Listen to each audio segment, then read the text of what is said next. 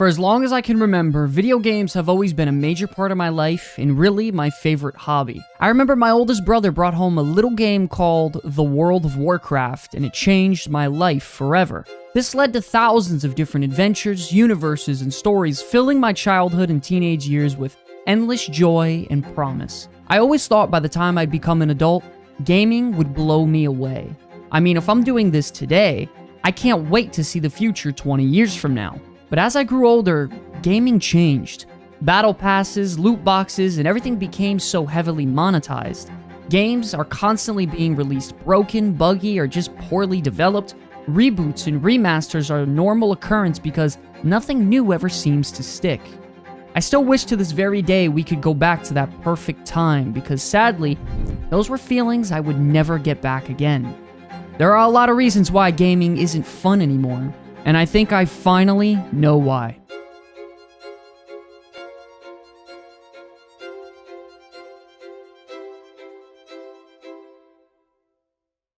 Okay, now the easiest way to understand why something is defective is to compare it to the best version of itself.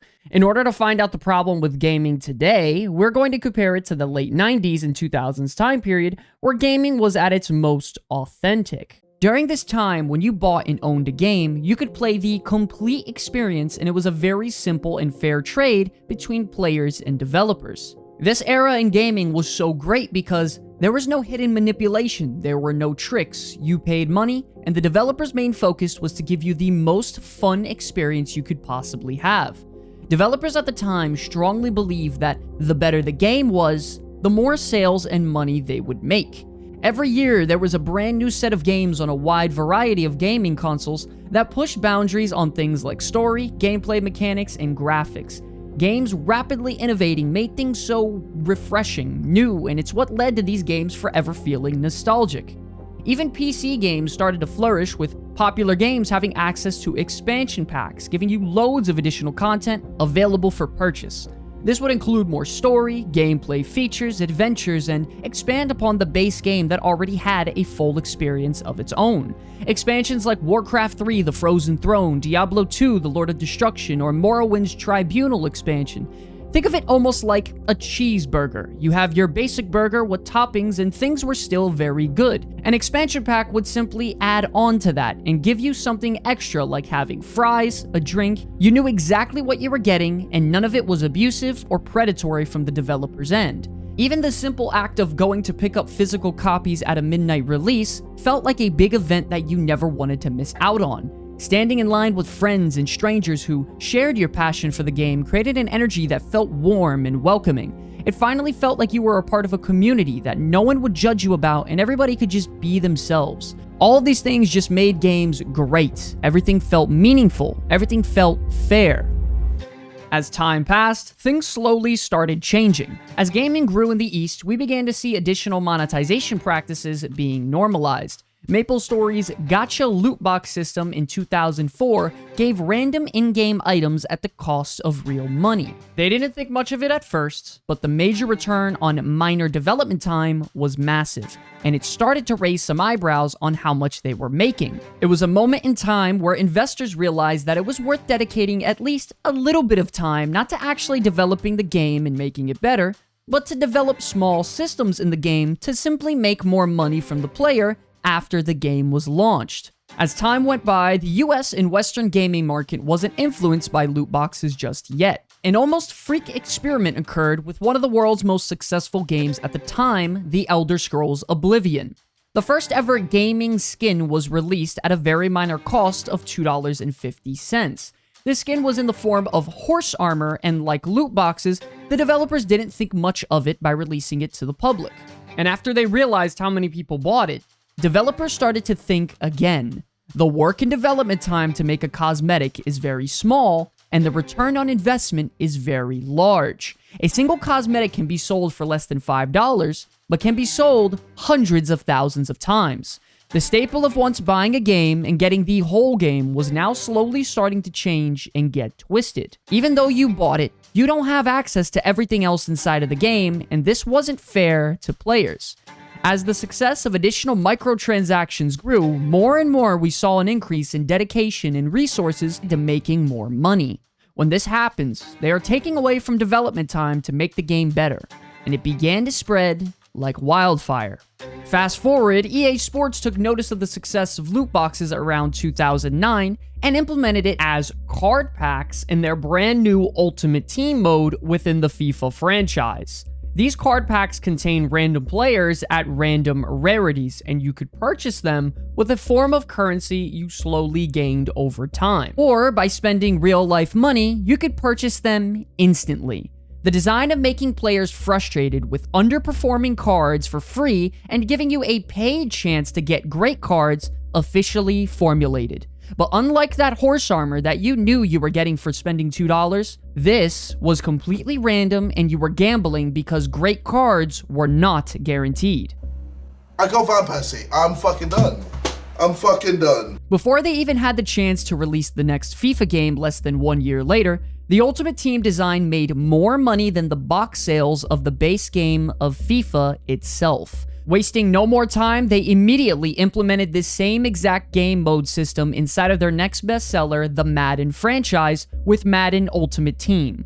What's even worse is the fact that none of these cards and progression carried over into the next year's game, meaning that with every new Madden or FIFA game, there was a shelf life on your cards that you purchased, forcing you to re-gamble card packs over and over again every year. The net revenue generated from EA based on strictly Ultimate Team modes from 2018 to 2021 generated over $5.5 billion in sales. This is more money made than Skyrim, Red Dead Redemption 2, and Cyberpunk 2077 sales off of their base box price combined. Now, by this point, skins and loot boxes are being introduced across the gaming world commonly. In that same year, in 2009, one of the biggest gaming giants ever, World of Warcraft, introduced their very first microtransactions in the form of pets. These pets didn't affect your gameplay and were cosmetic in nature only, but cost you $10 if you wanted to buy them. Less than 1 year later, they were immediately implementing more pets into the store and their very first paid mount, the Celestial Steed. It's important to note that this mount generated over $2 million in just over 4 hours of being released, and from that point on, the Blizzard store took off, being flooded with more skins, pets, and microtransactions every year onward. It's gotten to the point now where you can officially buy in-game gold for real-life money, turning World of Warcraft into a pay-to-win game. As the industry began to notice this success, more and more developers were hired to create and invent more avenues of microtransactions. So, with that, the Battle Pass was now born, and it was first introduced inside of Dota 2. This now allowed players the optional purchase of a pass that provided them with various challenges and objectives to unlock more items and generally try to increase rewards the more you play their game. Gaining inspiration from Madden and FIFA's Ultimate Team using a yearly time-gated system, they actually doubled down on this, making it even more time-sensitive, lasting about 3 months. This created a massive amount of FOMO within the gaming community, as these are rewards that you might never see again. This fear of not collecting these rewards after they're gone forever brought you even more dark pattern selling tactics from developers. Monetization was officially evolving.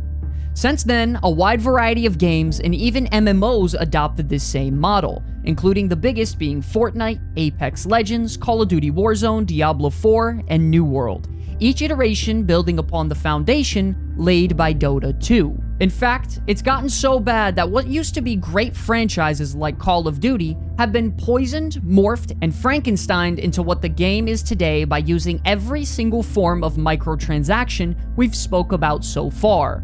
From loot boxes, to battle passes, to skins, to FOMO. They've done it all. And what once used to be such an amazing franchise has turned into a game where you could play as superheroes, Diablo characters, sports athletes, pop stars like Nicki Minaj, and even horror characters in a first-person shooter game about war. During all of this, it's now become more beneficial for game developers to design systems in the game that make things intentionally harder or worse for the player. By doing so, it allows them to directly sell you the solution to that problem through their paid cash shop. and this is known as paying for convenience. The most common examples of something like this are minimalizing your storage space and you could pay for extra storage, making the leveling experience slow so you could pay for temporary XP boost, limiting your available character creation slots so they could sell you more slots to create as many as you would like, making the game map intentionally large or your character slow so you could purchase faster mounts, or even discovering fast travel points. Developers at this point are intentionally shooting themselves in the foot, betting that you will pay for instant gratification solutions to their problems. Of course I'm going to boost. Are you really going to tell me I'm going to spend an extra 200 hours playing the game?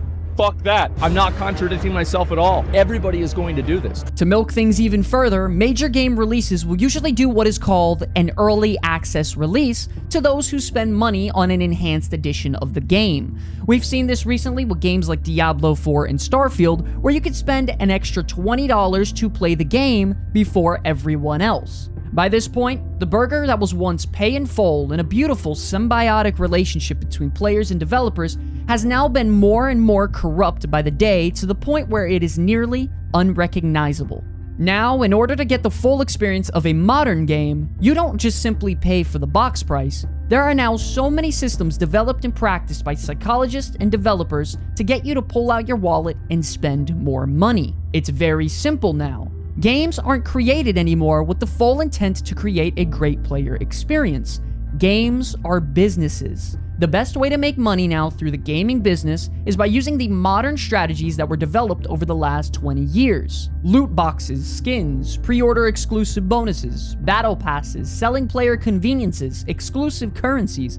Instead of hiring game developers, they hire people to come in and streamline these microtransaction systems with proper psychology to encourage you to spend more money, and the truth is, this system works. When it feels like games today can't compare to games of the past, it's because most of the time, they simply can't. Innovation in modern gaming hasn't become still, it's simply switched its focus. It went from what new great things can we make that players will love to how can we make a game for the least amount of money with the most aggressive and manipulative monetization people will accept. Games aren't made with developers whose intent is to make you happy and give you a great experience. They're created by corporations whose sole focus is on making the most amount of money, and fast. And this leads right into another reason why gaming isn't fun anymore. Games are released broken or simply rushed out. Giving developers the ability to patch a game post-release as a live service is really an incredible development that a lot of people overlook nowadays. This means that developers can actually communicate with the community and make updates with balance changes and generally clean up the game to how it was intended to be played. You now have the luxury as a developer to fix, make adjustments, and even sometimes make drastic changes post-launch with this amazing availability of live service support. And you may be asking yourself, well, these are all great things, right? Well, not entirely. The thing is, it starts to get into a real gray area when using this live service support model as an excuse throughout the game's development to fix problems later on. There is a very poor habit that's been built around gaming development. Developers now crutch on the opportunity to fix a game after it's been launched, rather than taking the time needed to produce the best quality possible game. I'm not saying that before this revolution, games were released perfectly. Developers just knew that once it was shipped, it was over. The job was done. It was baked on those CDs and it was being shipped. So they absolutely had to do their best to check every corner to make sure the game wasn't full of glitches or bugs. This ship it off and fix it later way of thinking in modern gaming has ruined so many massive title releases as of late. Diablo 2 was released, and yeah, it needed the Lord of Destruction expansion, but it was a stable game nonetheless. Diablo 3 and 4? Bug-ridden disasters, and they both had launches with error codes and game-breaking bugs all over the place. Cyberpunk 2077 was one of the biggest disappointments of all time on release and was quite literally unplayable to the point where Sony actually pulled it from the PlayStation Store and was offering full refunds. BioWare's Mass Effect Andromeda and Anthem games were released, and they both had disappointing launches, being polluted with bugs, broken ports with major FPS drops, and just horrifying cutscenes that rarely worked properly. No Man's Sky wasn't a technical disaster at launch, but it failed miserably at living up to fan fan expectations, to the point where developers lied or exaggerated about many of the features the game would launch with. The reason why this is such a gray area is that developers nowadays release games half-promised or just simply broken. Without these live service updates, these current games wouldn't even exist today. Cyberpunk recently just came out with an expansion that's absolutely killing it right now. Diablo 4 should be playable in a few years' time, and No Man's Sky has made an incredible comeback and is easily one of the best space exploration games today. My point is, why should we as the player suffer by spending $70 on a video game release that is lacking half of the features promised, completely broken and full of bugs, or just games that are boring and simply disappointing to play? Why should we have to wait multiple years for games to be enjoyable and make a comeback like No Man's Sky or Cyberpunk 2077? A video game bought by players should never feel like they are rolling the dice to see if it's even in a workable state. The gaming industry nowadays is similar to the film industry. Developers care about making their game as flashy and beautiful as possible on the outside, without digging deep to make sure the game is solid with good gameplay loops and creative story. And this is why so many people are stuck in this same loop. They will buy a brand new game, get bored of it within less than a week's time, and go right back to what they were playing before. This is exactly why we go back to those games of the good old days, and believe me, the industry has noticed and they are taking advantage of that now, because all we ever get nowadays are remakes and remasters. The gaming industry has always followed certain trends to what was successful. The success of World of Warcraft sparked the MMO revolution, where countless MMOs were released with a subscription-based model. League of Legends' success caused new MOBAs to be constantly released. Overwatch encouraged hero-based FPS shooters to come out. Fortnite revolutionized battle royales. Developers and shareholders always keep track of what's succeeding in the industry. The truth of the matter is, certain game genres are just not as profitable as others. And what I mean by that is that they can't implement all of their grubby little microtransaction systems inside of them. The sad thing is, there's actually a lot of great things that come out of re-releasing a game. Remakes are a great way to bring modern gamers the opportunity to play the games that you once fell in love with when you were younger. Developers can even add on to their old project to feel a lot more modern and give a fresh experience. After playing Red Dead Redemption 2 recently, I was actually intrigued to go play Red Dead Revolver, which was released back in 2004. And I gotta tell you, it was pretty difficult playing something that looked like this. And a great example is Diablo 2 Resurrected. This relaunch completely resparked the community and has been a major success ever since its re-release. The big problem with remasters and re-releases comes in when companies try to sell you their old games over and over again rather than coming up with something new. With Skyrim being re-released 9 different times, it's become a running joke in the community. Skyrim's Legendary Edition, Skyrim VR, Skyrim Special Edition, Skyrim Remastered and Modded. At this point, it just feels like they're trying to tug on our heartstrings and make money off of nostalgia without even doing anything properly. Warcraft 3 Reforged was launched with HD graphics, but the game was simply broken and missing beloved features that the original game had. The only difference between Reforged and Classic is this button right here, nothing else. Anything anyone else tells you is a lie, anything Blizzard tells you is a lie. GTA, the Definitive Edition, used an AI upscaler to re-release the game and had an insane amount of visual bugs. Silent Hill, the HD edition, came out with even more bugs than the original release back then and took out the game's trademark fog inside of Silent Hill, which left the game feeling way worse than the original. Activision even remastered Modern Warfare and added microtransactions into a game that never even had them in the first place. First, take a big step back and literally fuck your own face! I am talking scorched earth, motherfucker! I will massacre you! I will fuck you up! In the past, it was incredibly rare to see remasters back on old consoles like the Xbox, PlayStation, GameCube, or even PlayStation 2, and that's because their main focus was to create a brand new game. It seems as if everything is about money. Why should a company take risks on coming up with new characters, stories, systems, and super fun endgame loops that people enjoy when they simply can just slap a coat of paint on what was once loved, save hundreds of millions, and make profit? The sad thing is that we know it's possible to make a great game. While major game studios continue to copy each other's ideas with their blockbuster titles, we're starting to see the rise of indie developers bringing something unique and refreshing to the table. Unburdened by corporate constraints and always having to fill in a financial agenda, they actually have the freedom to experiment with new ideas, gameplay mechanics, and art styles. This results in games that push boundaries and cater to specific interests or communities within gaming. Games like Minecraft, The Darkest Dungeon, Limbo, Hades, Amnesia, all beloved indie titles. Even the highly anticipated Ashes of Creation MMO is being developed and published by indie developers. And while the success of Baldur's Gate 3 is amazing while being a AAA game, the game's primary developers were an independent studio. It is passionate developers looking to make a stand against this money-hungry way of gaming nowadays. And in my opinion, indie games will undoubtedly play an increasingly vital role in shaping the future of video game entertainment. Now, so far, we've spoken about a wide variety of different topics. What has made games great? The rise of monetization and how it's been implemented. Game releases being broken or simply rushed out. The only thing being done now are remakes and remasters, and there practically being no originality in the industry. And while being true, these are all very big problems, there's still one major problem that we haven't discussed. A problem so massive and deadly that you don't even know it's there. A problem that's like a silent blade in the night.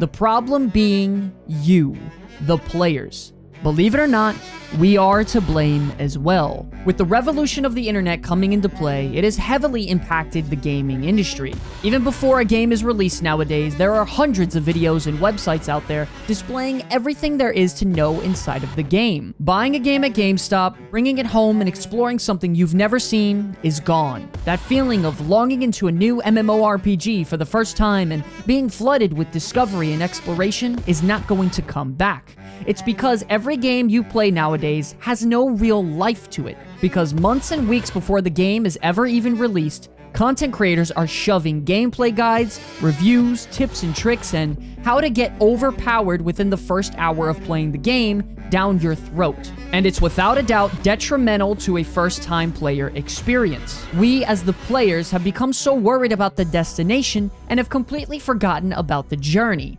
Back in 2004, leveling up in classic World of Warcraft was an epic event that took countless weeks and sometimes months to reach max level. It was truly incredible discovering everything there was out there. Endless creatures to fight, dungeons to explore, professions to level up. It was a whole new world that you've never seen. When Classic re-released back in 2019, brand new players were running the same dungeons over and over again to get to max level as quickly as possible. The reason being is because that was the meta. The game quickly started to become only about being the top 1% in a game 15 years old. What used to be about playing a game to have fun, roleplay, and make great memories, now became trying to play at the highest level to emulate your favorite streamer and content creator. And don't get confused, speedrunning in video games is a very popular activity that many people find enjoyable. Being the best you can is definitely something to strive for and achieve, but it's becoming more and more common to do so at the cost of your own fun. Things like tier lists, DPS meters, speed clearing, rankings, and leaderboards all heavily influence players in selecting what's the best rather than what they find the most fun. The truth is that it's human nature to always try and be the best that you can be. And with unlimited information out there at the tap of your fingertips, why wouldn't you be playing the most effective way possible? Because if you don't, other people will. So now all of that brings us to the present. So what now do you think is the cause of why gaming isn't fun anymore? Is it because we make it about being the best? Is it because everything you need to know about a game is already discovered before the game is even out? Is it because there's no buy a game, get the full game experience because there are things like battle passes, skins, and loot crates implemented? Is it because games are not released properly due to live service allowing developers to fix it all later and them being complacent? Is it because there's no creativity in new generational games being released as they're too risky, expensive, and doesn't fit the corporate monetization agenda? Or is it simply the fact that it's all of it combined and it's just an industry in decline from corruption? I'm not here stating that every game out there is bad.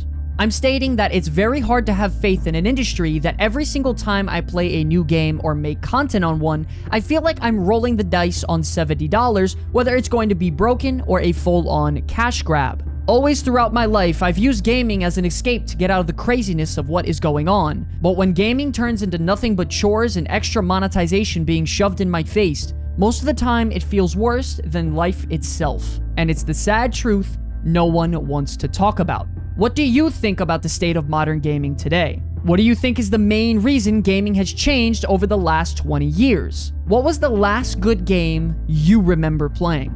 Let us know in the comments section below. If you haven't already, check out our recent documentary on the fall of Diablo 4 and how I think it's the greatest disappointment in gaming history. I want to thank you all so much for watching. My name is Sky from the Comeback Kids, and I will see you all in the next one. Peace.